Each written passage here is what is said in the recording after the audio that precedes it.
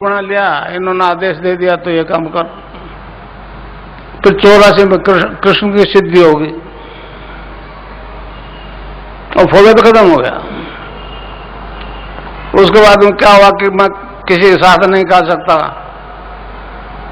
झूठ नहीं बोल सकता, बीड़ी सिगरेट के हाथ ही नहीं लगा सकता, पहले पीता था।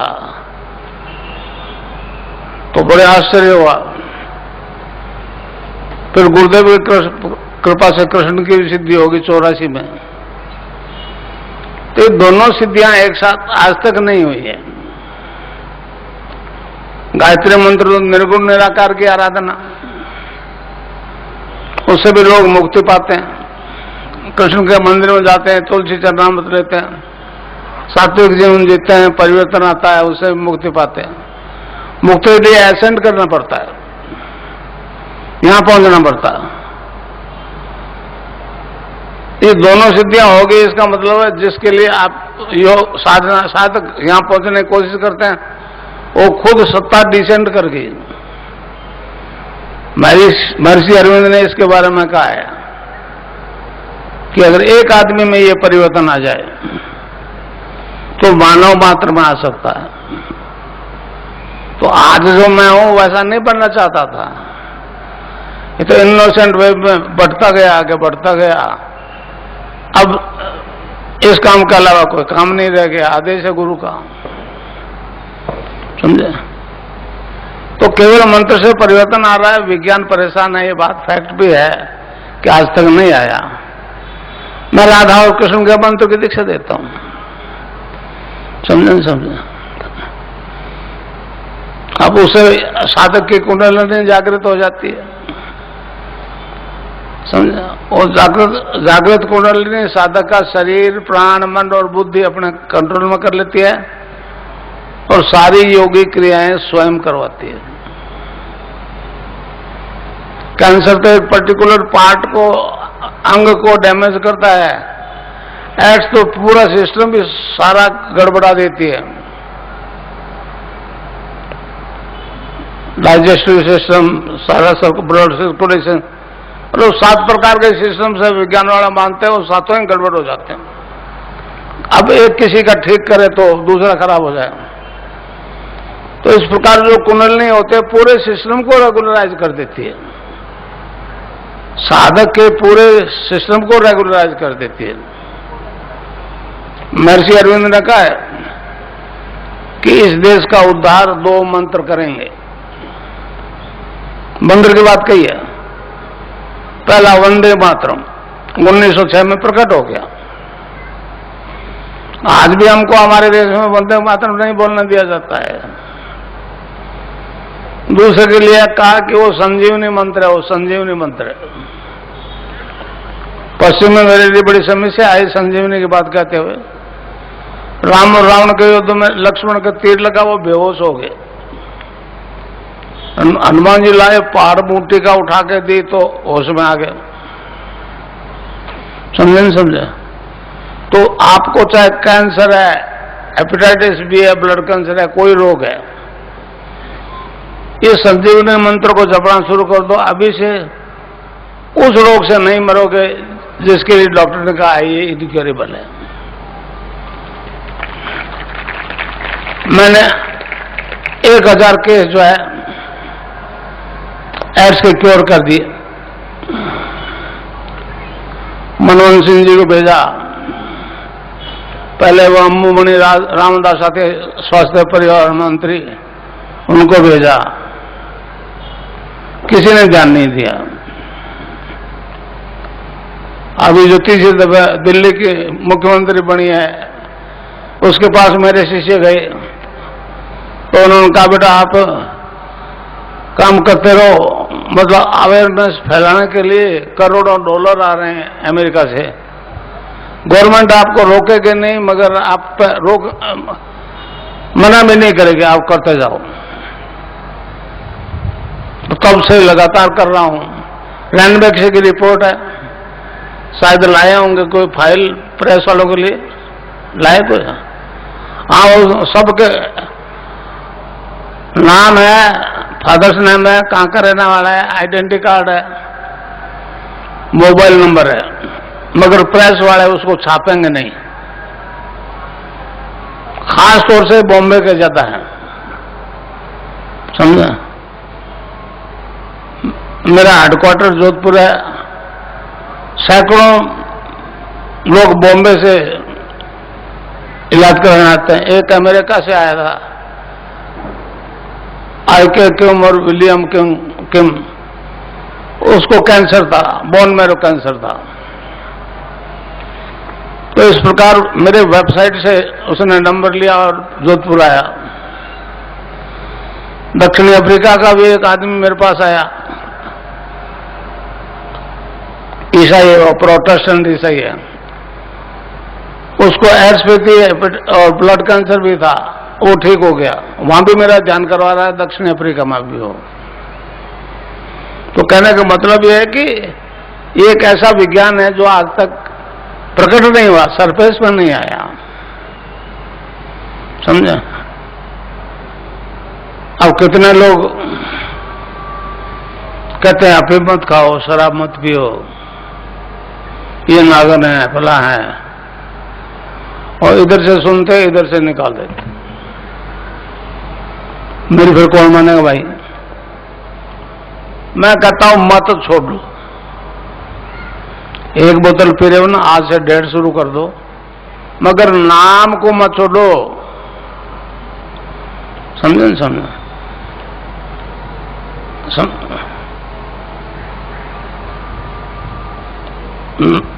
नानक देव जी ने कहा एक जगह, नाम कुमारी नान का चढ़ी रहे दिन रात।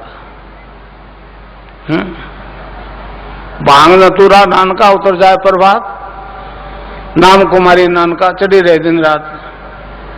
ये बात कबीरदास कहते हैं, नाम अमल उतरे न भाई। नाम का नशा उतरता नहीं है, और अमल छिन छिन चढ़ उतरे, नाम अमल दिन बढ़े सवाया। तो इस प्रकार शराब का तो आज से ही छूट जाएगा। हाँ, अफीम पे थोड़ा टाइम लगेगा। और मेरे में जो विकास आ गया, दोनों सिद्धियां होगी, इसके कारण से मेरी तस्वीर से योग हो रहा है। अमेरिका में बहुत औरतें जो है मेरी तस्वीर का ध्यान करती है। बॉम्बे में मेरे कई शिष्य हैं, उनको मैसेज कर देते हैं, मेरी तस्वीर से उनको योग हो जाता है। और वो डिमांड करती है मेरे को 15 मिनट योग होना चाहिए। एक गौतम गर्ग मेरा शिष्य है बॉम्बे, उसने किया फोन, तो उसकी औरत ने कहा कि आप दूसरे रूम में, हस्बैंड का दूसरे रूम में बैठ जाओ, इतने बज के इतने मिनट पर मेरे को आवाज दे लेना। वो 2-3 सेकंड लेट हो गया, उसकी आंख पहले खुल गई। तो बहुत बड़ी अजीब बात है। अब मेरी तस्वीर से योग होता है। खिचड़ी मुद्रा लगती है, खिचड़ी मुद्रा। मैं आपको बताऊं खिचड़ी क्या होती है। जीभ जो है पीछे खींचती है और एक तालू में पर्टिकुलर पॉइंट को दबाती है, उसमें से एक रस टपकता है।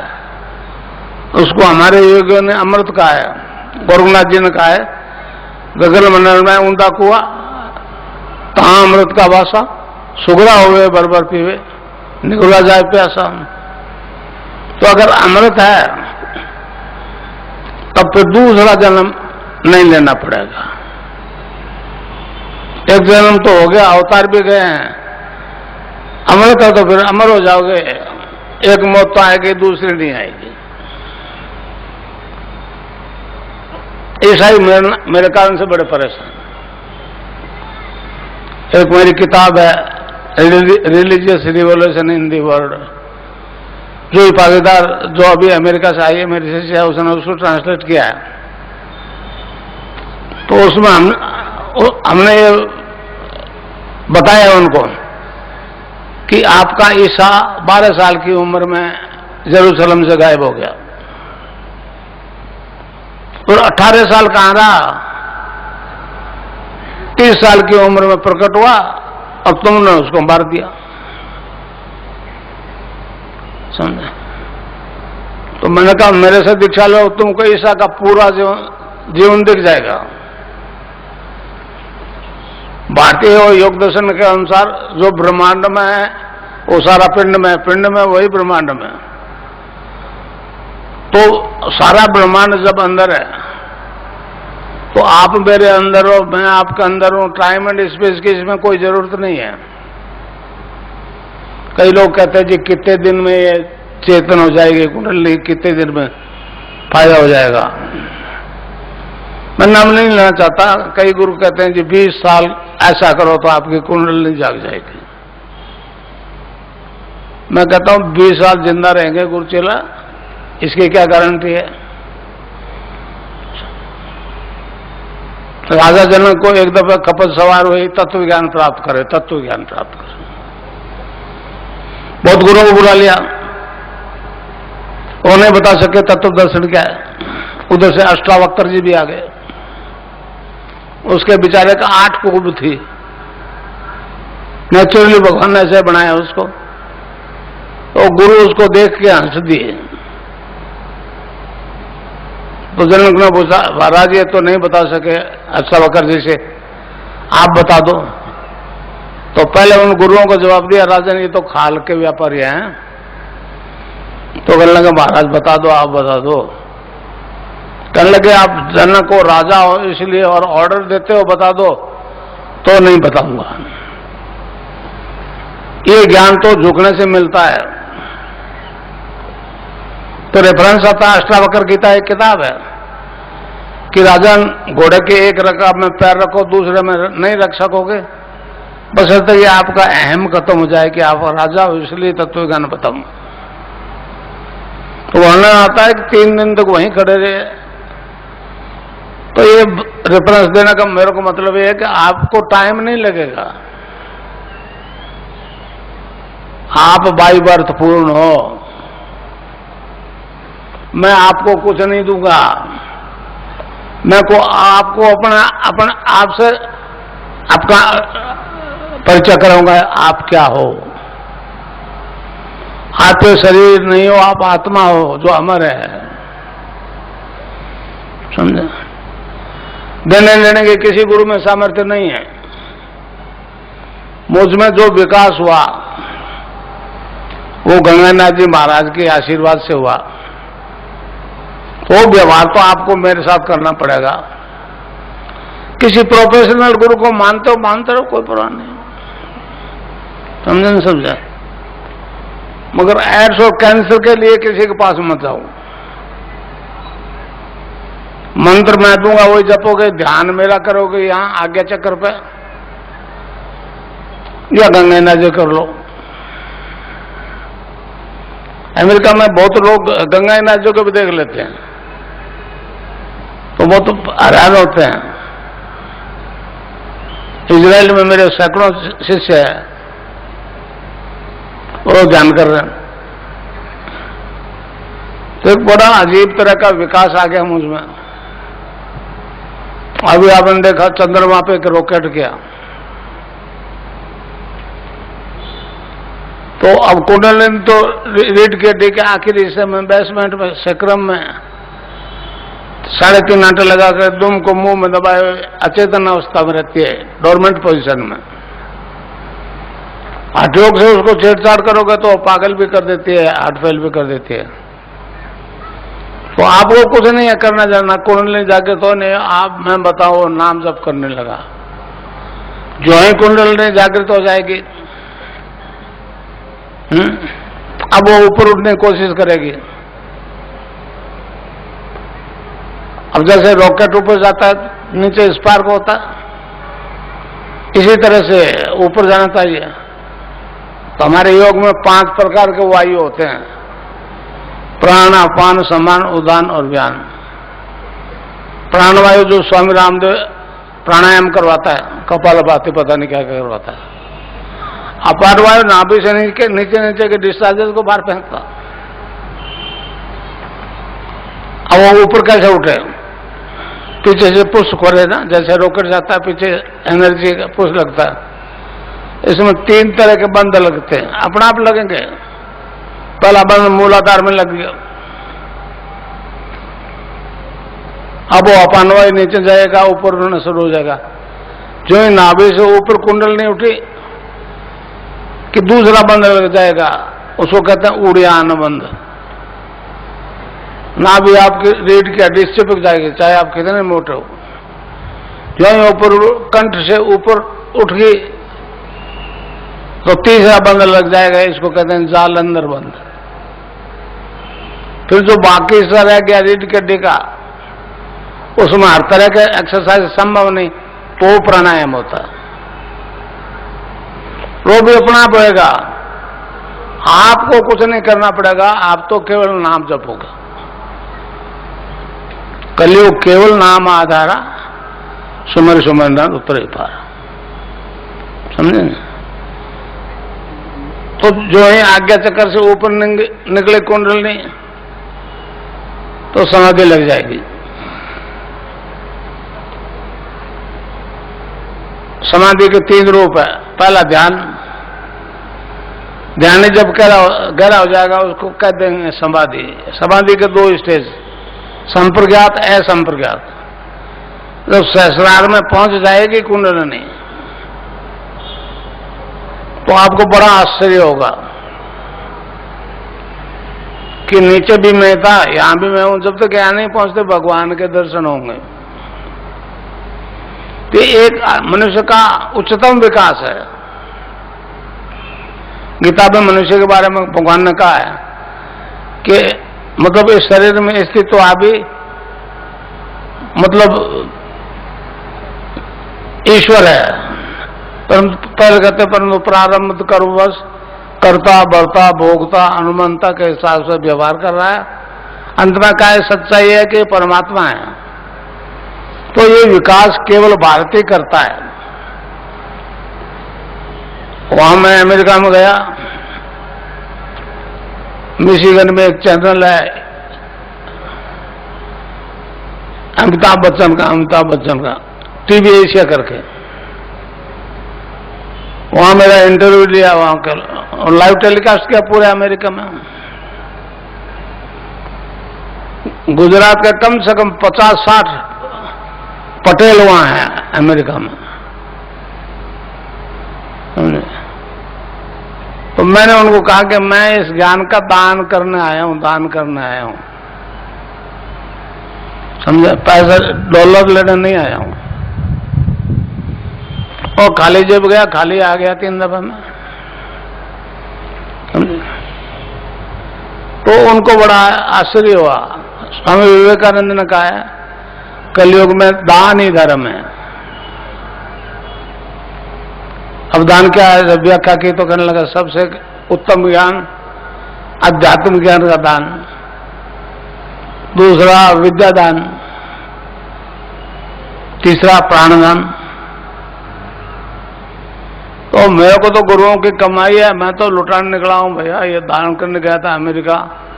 अब उनको वहां उन्होंने कहा जी कितने लोग अमेरिका से इंडिया आएंगे, लिख के लाया वहां के राष्ट्रपति को कि अगर तुमको कैंसर से मुक्ति बने, 70% अमेरिकन को कैंसर, मनमोहन सिंह जी से रिक्वेस्ट करना तो आऊंगा, नहीं तो नहीं आऊंगा, नहीं तो तुम इंडिया आओ। समझा। इस प्रकार ध्यान की स्थिति में साधक अनलिमिटेड पास्ट फ्यूचर को देखता सुनता है। समझा। पास्ट तो बीत गया, उसको देखना क्या है, फ्यूचर को देख सुन सकते हैं। तो आंख बंद करके यहां ध्यान करोगे, तीसरी आंख खुल जाएगी, ये अंदर खुलती है, बाकी 9 द्वार बाहर खुलते हैं। समझा। हमारे योगियों ने उसको 2 भागों में बांटा। 9 द्वार जो है माया के, और ये 10वां जो है ब्रह्म का।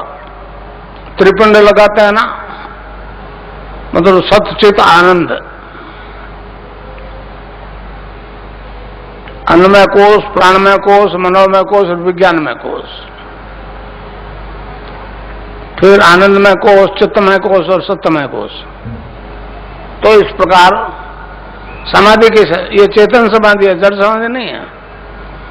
समाधि की जैसे अंदर आपने अनलिमिटेड फ्यूचर को देखा, सभी दिखेगा, जन्मना मरना घात प्रतिघात। इस प्रकार अगर आपने अपने कई परिचित स्त्री पुरुषों की मौत देख ली, एक दो की देखी तो एक्शन करके डाल दिया, और 10-20 की देखी और वैसे ही मरते गए। तो अगर ख्याल आ गया तुम कौन सा मरोगा, तो दिख जाओगे कैसे मरोगे। सब जानते हो ना मरना पड़ेगा, कोई उपाय नहीं है बचने का, फिर डरते क्यों। तो माया ने मौत को ऐसा डरावना बना दिया कि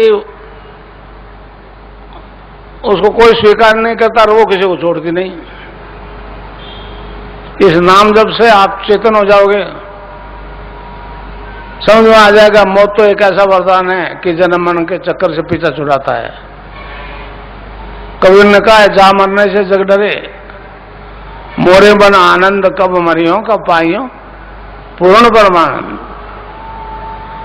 तो ये अच्छा, जब आपकी मौत दिख जाएगी तो फिर घबरा जाओगे, फिर प्रार्थना करोगे भगवान से आंख बंद करके कि मैं तो बेवकूफ था, ये गलती तो होगी, अब की माफ कर दे। तो ये तीसरा नेत्र खुल जाएगा, और जिसको भगवान